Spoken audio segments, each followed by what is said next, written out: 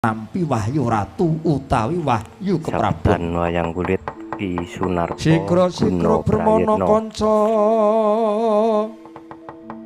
gemang rakiting nawangsa sangka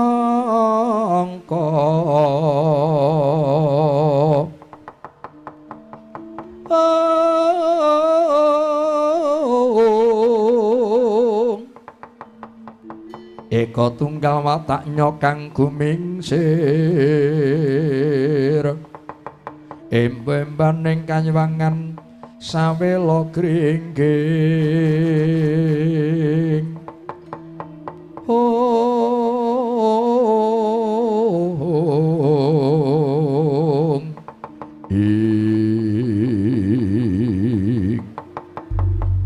supaya boya tumpang suh sejo maju pun iyang bakal mbabarke nggih.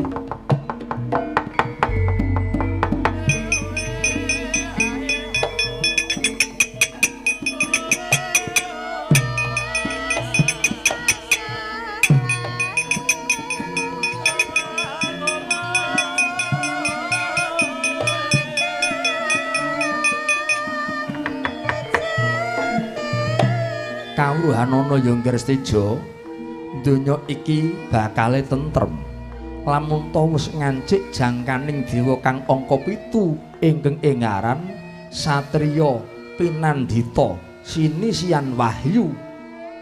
Satriya pinandhita sinisian wahyu ya kena winastan ratu tanpa makutha.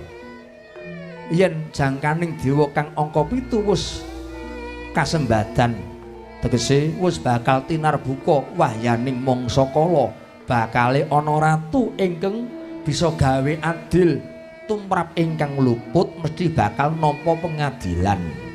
Semono uga lurah utawa ratu yen ora bener ya bakal diadili.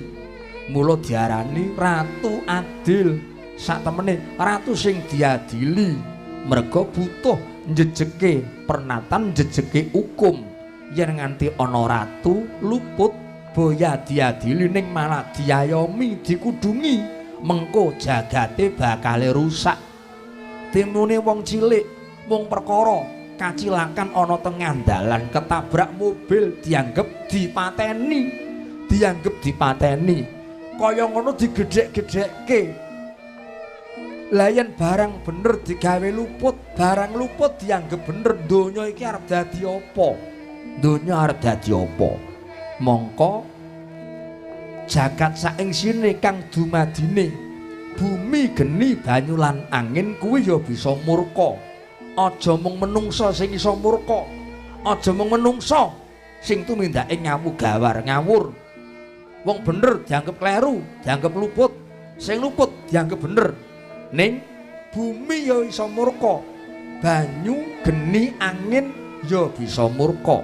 Yen pancen menungsa sing urip ana jagat gumelar iki wis ora nganggo pernatan.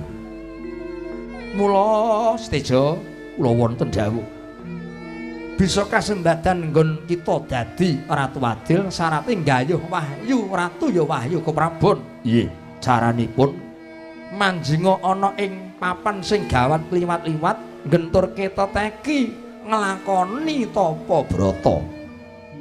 Syarate kang kinarya titikan manungsa kang bisa kedunungan wahyu ratu ya wahyu keprabon sing bisa dilenggahke gajah antisura nggih. Aduh yang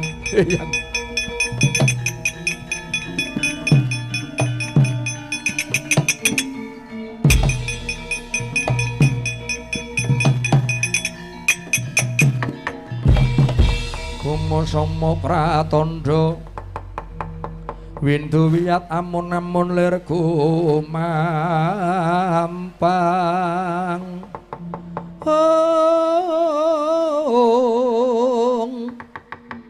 sadasa lakuning angkara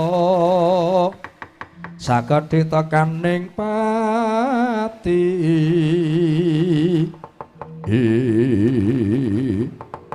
selak mboten sranta rasing manah kuling wayah kula nyuwun pamit kula badhe angupadi alas ingkang gawat kliwat-liwat sakpelu badhe angupaya wonten pundi dunungipun gajah Antisura sing isa dilenggahke ing gigiring gajah yaku sing bisa nglenggahi dampar Antipraba.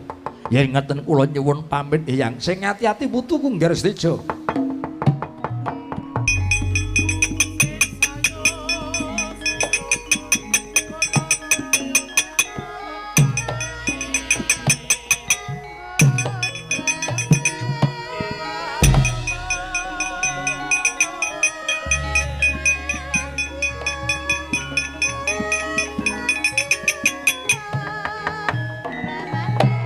Kok ora pitaya temen rasane ngatiku melang-melang kaya ninggal bayi ana pinggir dalan.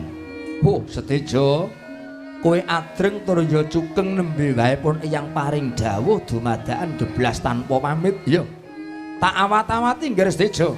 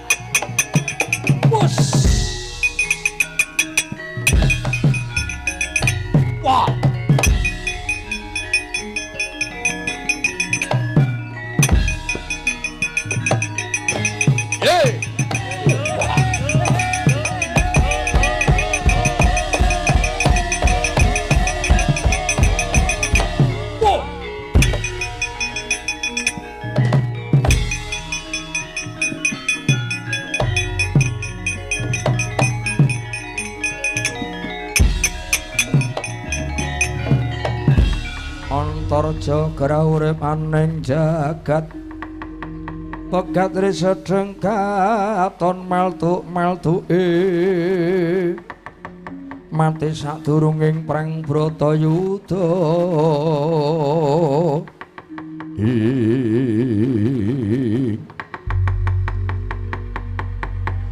Arca manik senjata ning alam kang pinuding jagat. Durung watara suwi nggon kuncat saka kayiwangan Eka Pratala. Ora pangkling kadangipun Kakang Dimas Antarja. Dasar kepara nyata Kakang Setija nungkak krama karo wong tuwa. Dimas Antarja menyang endi? Sing kudune takon kuwi aku, Kakang Setija kok nepis wiring Kukuban Ngamarta bakal menyang endi? Ratu kok ninggalke negarane. Sumurupa pun Kakang ngembandhaw ngendikane Kanjeng Eyang supaya nggayuh tumedhak ing kanugrahan wujude Wahyu Keprabon ya Wahyu Ratu. Yen ngono padha-padha nunggal sedya. Antarja budal saka kayiwangan Sapta Pratala uga bakal nggayuh Wahyu Keprabon ya Wahyu Ratu. Piye? Yen ngono kowe nyaruwus mbebarung sinang. Sing nyaruwus mbebarung sinang mung kejaba Kakang Setija. Wah ngawu gawar ngawur kowe.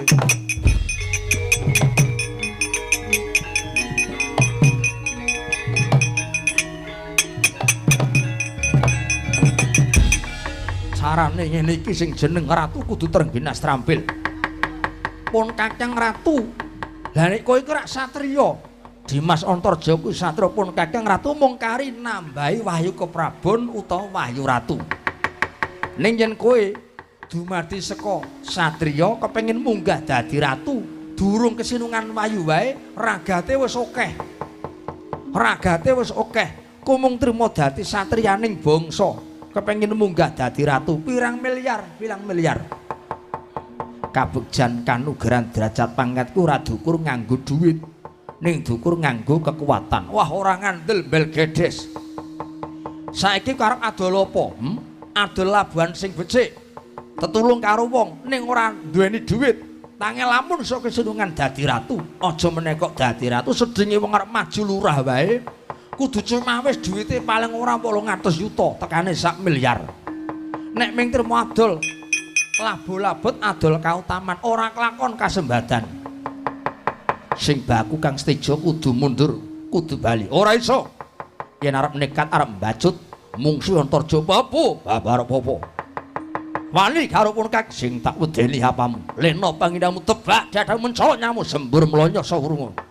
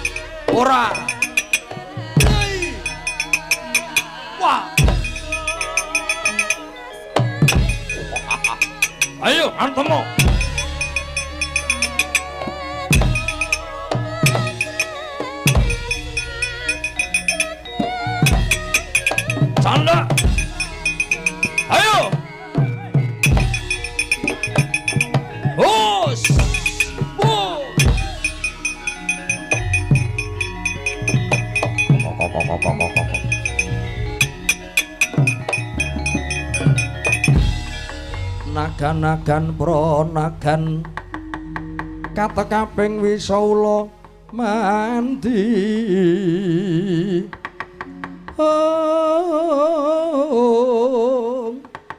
gumregut maguting ayuda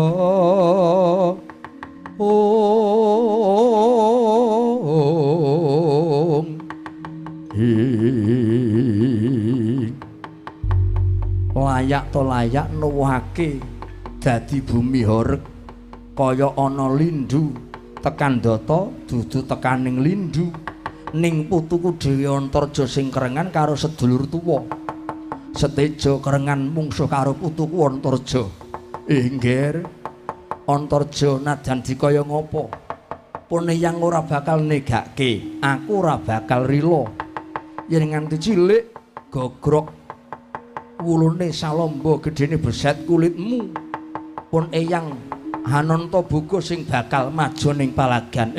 Seteja aja kerengan mungsuh karo adimu mungsuhe Sang Hyang Antaboga. Ayo nono gerejaku.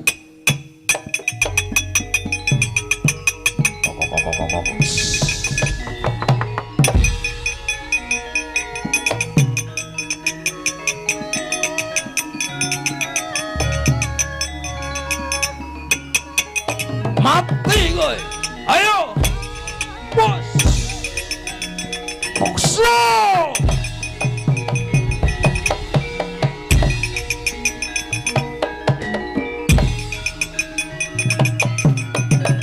Waduh. Wah.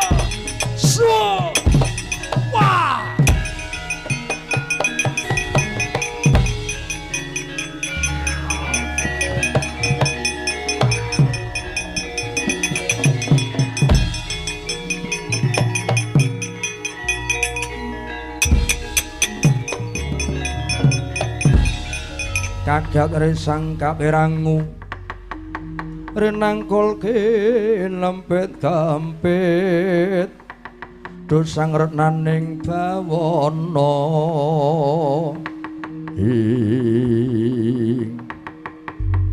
oh lah kok tinemune kaya ngene ngger putuku Seteja welingipun eyang wong lakoni tapa brata kuwi sangune kejaba wong kang nrimo ikhlas lan jujur nembe wae budal saka Kayuwangan Eka Pratala ketemu karo kadang kita Antarja mung padha petentengan tundhone kriwikan dadi grujogan sing tak gumunke wong bocah kerengan karo bocah kuwi wis lumrah lah kok malah adikku Yayi Antaboga kok ndombani kae kok mbelani karo putune Antaboga aja ming kowe bocah karo bocah gerangan mungsuh karo gerangan ndi Antaboga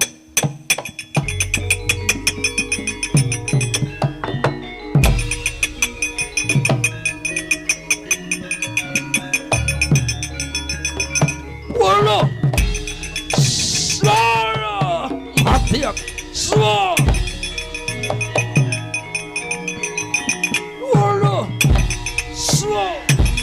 Candak mat. Ayo. Bos.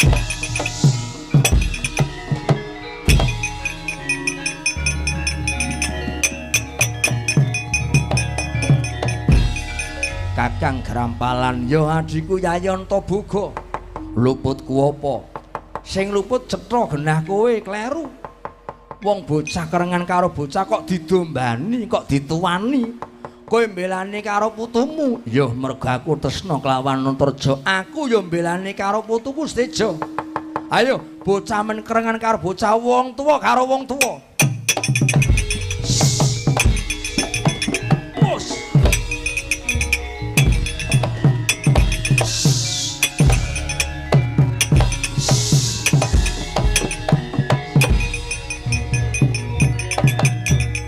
Sanda